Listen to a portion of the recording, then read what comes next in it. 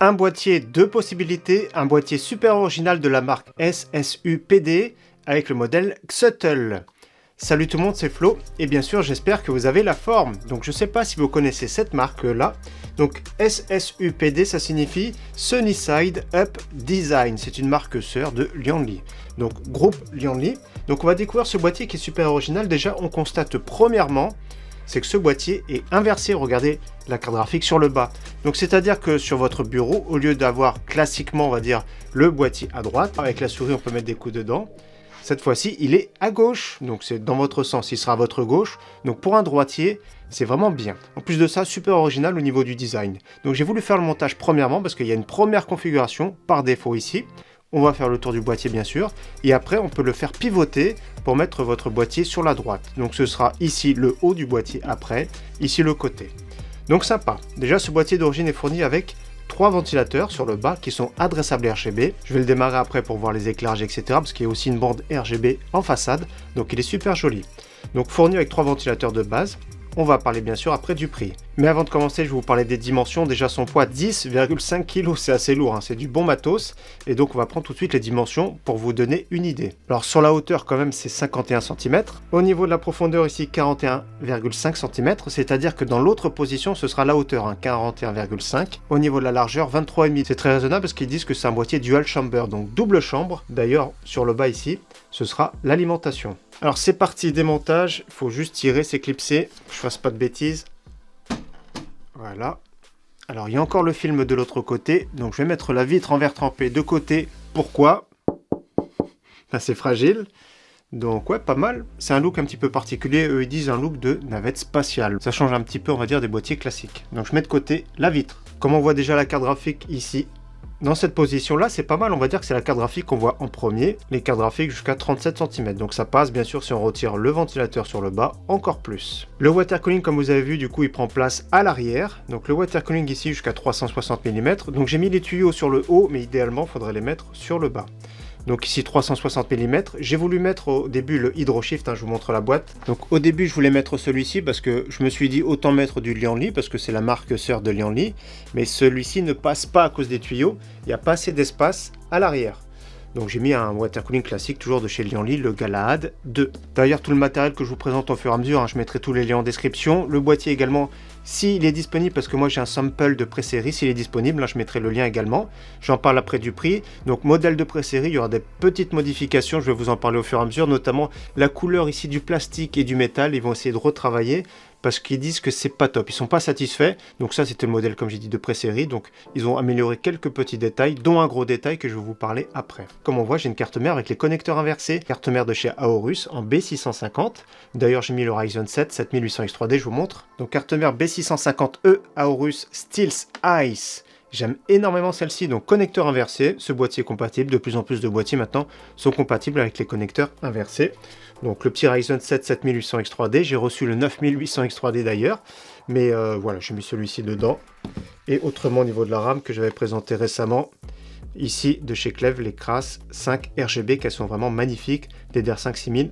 CL30. Et la carte graphique que j'ai mis dedans, Gigabyte Aero RTX 4080. Comme à chaque fois, je vous conseille maintenant la version Super, qui est moins chère et plus disponible. Donc vous avez vu, configuration musclée, pas de souci. On peut également mettre un ventirad ici de 17 cm. Donc 17 cm c'est pas mal. Et je pense que ça peut être bien cette configuration-là avec ventirad également. Donc il existe bien sûr ce boîtier en blanc, en noir. Donc comme j'ai dit, water cooling 360 mm. 360 mm sur le bas, c'est possible également. Moi, je conseille de garder les 3 ventilateurs. Et sur le haut, il y a toutes les connectiques qui arrivent, mais c'est possible de rajouter 3 ventilateurs de 12 cm. Au niveau du montage, rien de particulier. Je vais vous faire un premier démarrage. Hop là. Le petit bouton power sur le haut. Il y a tout le contrôleur ici. Vous allez voir, c'est vraiment bien fait. Donc, je démarre. Ce que je vais faire, c'est que je vais éteindre un petit peu l'éclairage pour voir toutes les possibilités du contrôleur. Alors, le premier bouton qui est en haut, parce qu'il y en a 4, le premier, voilà. On éteint l'éclairage tout simplement. C'est pas mal, c'est vraiment bien pensé. Le bouton juste après le power. Le deuxième bouton, c'est pour faire les modes différents, on va dire. Vous avez vu, il y a des modes qui sont différents, pas mal de modes, classiques, respiration, le rainbow. Le troisième bouton, c'est pour garder le même mode, mais avec d'autres couleurs différentes.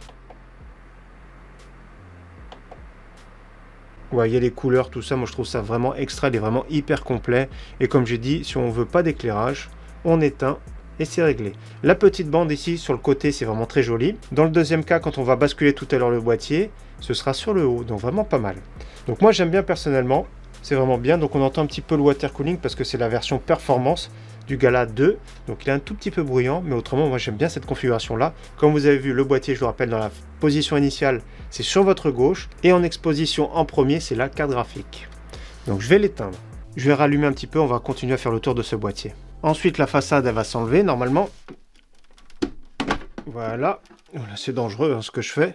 Voilà, la petite façade pareil du verre trempé, regardez, un petit peu incurvé, c'est original, ça change un petit peu. Donc je la mets de côté également. Je vous rappelle, vous êtes en bonne position, moi c'est comme si j'étais derrière le bureau, donc ça c'est sur votre gauche. Donc voilà, on voit vraiment très bien. Je pivote, là ce sera l'arrière du PC, comme on voit l'alimentation, et après ce sera le dessous, donc je vais dévisser les pieds, je vais les mettre ici. Donc là c'est vraiment l'arrière, la petite trappe ici, pour avoir accès aux câbles, notamment tout ce qui va d'en haut. Donc on peut faire ressortir les câbles par ici ou par en bas, et avec un accès facile. Alors de l'autre côté, panneau ouvert et filtré, pareil, c'est des petits bitonio. Donc comme on voit, c'est hyper rigide, c'est vraiment très lourd.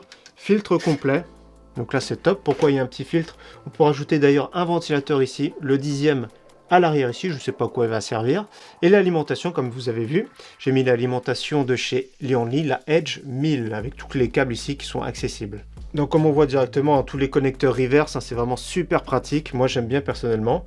Donc tout prend bien sa place. On peut mettre ici deux disques durs 3 pouces et demi, deux disques durs 2 pouces et demi. Sur le bas, deux SSD 2 pouces et demi ou disques durs 2 pouces et demi bien sûr, et un 3 pouces et demi. Donc au niveau des disques durs, il y a beaucoup de place. Moi je préfère le SSD maintenant. C'est beaucoup plus pratique. Donc voilà, j'ai basculé le PC pour vous montrer comment ça se présente sur le top. Et d'ailleurs, ce sera la position numéro 2. Donc là, ce sera dans ce sens-là. Bien sûr, il y aura les patins que je vais remplacer après. La vitre en verre trempé ici, la vitre en verre trempé en haut. Et vous avez vu, le côté original, c'est d'avoir la carte graphique ici, carrément en haut. C'est vraiment très original ce boîtier-là. Donc là, c'est dans la position initiale, c'est le top du boîtier. Comme on voit les petits boutons que j'ai parlé tout à l'heure, un power et pour la gestion du RGB, donc de l'adressable RGB. Grillagé en mèche. Et ce qui va changer sur la version finale, c'est qu'il n'y aura plus cette trappe. Donc cette trappe-là, elle n'existera plus parce que c'est vraiment pas très joli, ils s'en sont rendus compte. C'est pas vraiment utile parce que le top se détache, hein, je vais vous montrer après. Sur la version finale, ça n'existera plus. Et donc justement, je vais vous montrer le système sur le top. Il y a une petite goupille. Voilà, je clipse, je tire. Voilà, ça c'est le top qui sera en façade après. Et comme j'ai dit, ça n'existera plus. Ce sera directement tout lisse, ce sera quand même plus esthétique. Alors, fin des présentations, ce que je vous propose maintenant, c'est que je fasse le démontage pour mettre dans l'autre position et voir ce que ça donne au niveau du look. On se retrouve tout de suite. Alors voici la deuxième position, c'est pas mal, c'est assez vite en soi à démonter. Remplacer les pieds de côté. En option, j'ai eu la prise d'alimentation coudée, donc c'est une option, c'est ça qui est vraiment dommage, parce que l'alimentation est en dessous. Donc il y a le petit câble ici, il peut se fixer derrière, donc c'est bien pensé, mais c'est une option, c'est ça qui est vraiment dommage. Donc du coup le boîtier est renversant, encore une fois, la carte graphique c'est sur le haut, c'est vraiment super original. Donc après on peut ajuster bien sûr l'airflow, etc. Comme on voit la chaleur descend vers le bas, c'est vraiment pas optimal. Donc il faut vraiment optimiser tout ça. Rien n'empêche bien sûr après de mettre le water cooling dans cette position là, etc. Il y a beaucoup de possibilités, donc c'est pas mal. Mais personnellement j'ai une petite préférence pour la position d'origine. Donc je vais l'allumer, on va regarder ce que ça donne au niveau du look. Alors je sais même plus où il est le power maintenant. Donc pareil, je vais éteindre un tout petit peu d'éclairage pour le look. Donc comme on voit, c'est vraiment sympa, moi j'aime bien la petite bande sur le haut, c'est très joli. Alors petit rappel au niveau des cycles d'éclairage, le premier ici, on allume, on éteint. Voilà. Le deuxième bouton, ça va être les différents modes.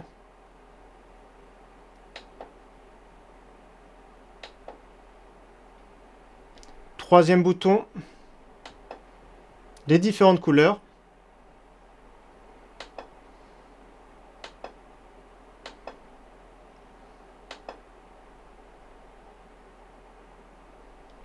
Dernier bouton, la vitesse. Donc là, c'est soft. Là, ça pulse plus rapidement. Donc voilà, c'est assez personnalisable, c'est vraiment bien. Sur le devant, je vais retirer ici, parce qu'on peut rajouter les ventilateurs, je vais vous montrer. Donc éventuellement, à l'avant, c'est possible de rajouter 3 ventilateurs de 12 cm. Donc au cas où, c'est possible. Alors pour conclure, que pensez de ce PC déjà? N'hésitez pas à me dire ce que vous en pensez personnellement. Mais avant de conclure, au niveau du prix, Alors la version noire, le MSRP, 129 $. La version blanche comme ici, on comprend pas pourquoi c'est toujours plus cher, 139 $. Au niveau du prix, on va dire que c'est proche du NZXT H6 Flow que j'aime tout particulièrement en version RGB, parce que la version non RGB est moins chère, donc c'est à peu près équivalent. Au niveau look et originalité, il est vraiment super bien. Personnellement, j'aime beaucoup. C'est vrai qu'ils sont très rares les boîtiers qu'on peut les mettre à notre gauche. Ça peut être gênant pour certains d'avoir le boîtier, on va dire à droite, si vous faites des grands mouvements de souris, si vous jouez en low sensibilité. Mais par contre, ce boîtier, il est super original, mais par contre, c'est pas du tout ma cam. Moi, j'aime pas personnellement, c'est pas du tout le type de boîtier que j'aime bien, mais je sais que ça peut plaire à certains. Donc pourquoi pas? Si j'ai le lien, je le mets en description comme j'ai dit, je mettrai le lien de la configuration, tout ça. Mais ça reste un boîtier vraiment super original et ça m'a fait plaisir de monter ce PC et de le partager avec vous. Donc encore une fois, merci à tous d'avoir suivi cette vidéo et j'espère qu'elle vous aura plu. Je vous dis à très bientôt sur ma chaîne. Ciao, bye!